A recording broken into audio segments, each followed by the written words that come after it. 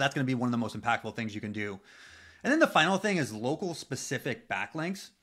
Now, backlinks are basically endorsements from other websites. If another website that you don't control links to your website, they're essentially endorsing you and giving you a vote of confidence. And that's how Google looks at it. So if we can get these from local specific websites, either other businesses in your local market or other real estate business websites, anybody that has a presence in your local market, getting links from that is just a sign to Google that you're relevant in that area and you're a real business. Things like PR, different promos, different things, collaboration, sponsorships.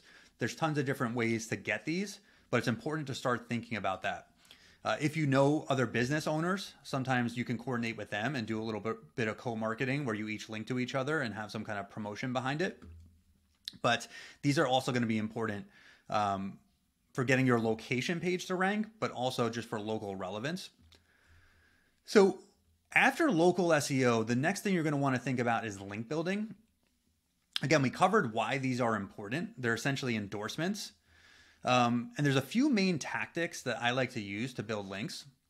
The first one is just looking at where your competitors are getting their backlinks from and reverse engineering it. If we do an example here and look at, let's look at a facility here, and let's look at these guys here. So you can use a tool like ahrefs or Semrush to figure out which backlinks your competitors have. All you need to do is go to Site Explorer, and in Semrush it's very similar, and put in your competitor's website. And now this is their specific location page, but I can see they have 407 websites that link to their location page. And this will show me the exact websites. So then what you want to do is just go through these one by one and see if you can also get a backlink here.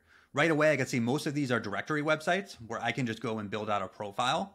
But you want to look for all the different ways they're getting links and then put those in a list and figure out a way you can get featured on there. If it's a directory, it's just simply filling out a profile. If it's another website, let's see this one, Educational Impact Blog. If we click here, we can see the exact link. And then we can start to see, let's see what this does.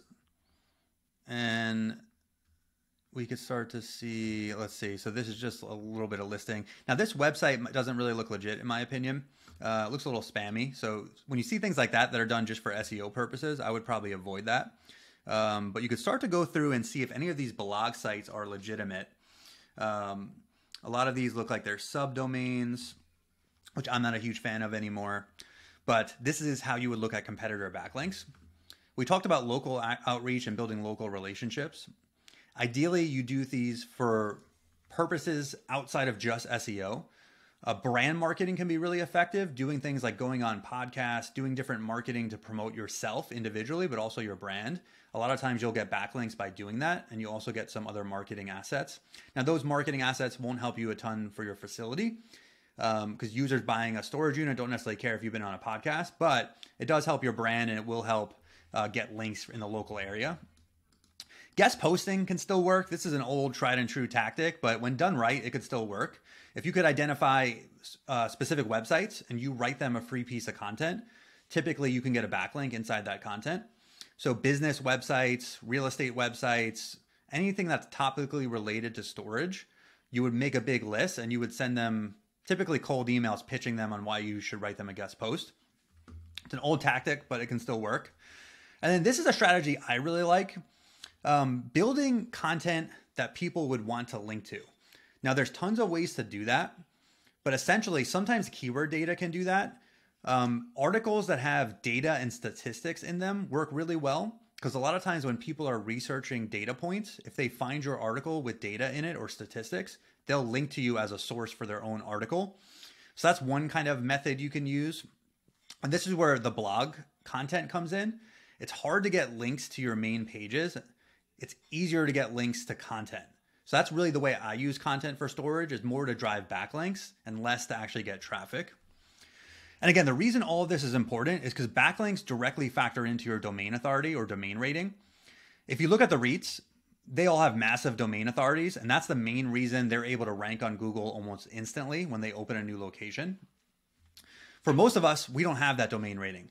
I see a lot of storage facilities in the 0 to 20 range, most commonly. If you look at some of the REITs here, you'll see they're all above 60. A lot of them are in that 70 range, which essentially means when they have a new location they add to their website, it's going to rank quickly and Google's going to trust it right away. You don't need a domain authority this large to compete, but it's important to start thinking like a REIT and working on your domain authority actively. This is something I see a lot of storage facility owners skip, and it's very short-sighted. If you have no plans of expanding, you might not need to worry about this. You might be fine with a low domain authority and you could rank in your local market.